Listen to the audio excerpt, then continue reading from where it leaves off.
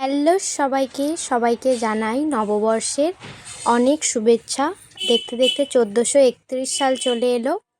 আর বাঙালি হিসেবে আমাদের এটাই গর্ব, এটা একটা আনন্দের দিন আমাদের কাছে। আর এই যে একটা ইমোশান বাঙালির, এই যে বাংলার নববর্ষ, আর নববর্ষে এই যে হালখাতা, এই পুজো দেওয়া, নতুন জামা, সব কিছু মিলিয়ে একটা অন্যরকম, যেটা কিন্তু মানে ইংলিশ নিউ ইয়ারে কিন্তু হয় না।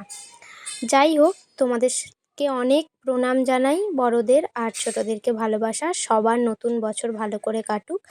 আর আমরা নববর্ষের দিনে বেরিয়ে পড়েছিলাম মা কালীর কাছে পুজো দিতে। মানে আমরাও লক্ষ্মী গণেশ নিয়ে পুজো দিতে যাই, যেহেতু বাবার ব্যবসা।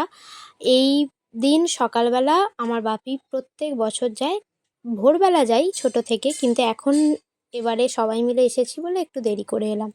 যাই হোক, এই যে আমাদের মা কালীর মন্দির, উলুবেড়িয়া কালীবাড়ি, তোমরা জানো, তোমরা আগের ব্লগে দেখেওছো।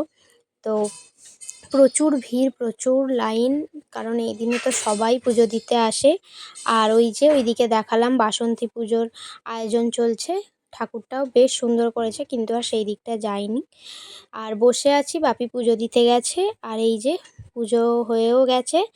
আর তারপরে ওই ঠাকুরের একটু মায়ের আশীর্বাদী সিঁদুর নিয়ে এই যে ছবি তুলছি, ভিডিও করছি।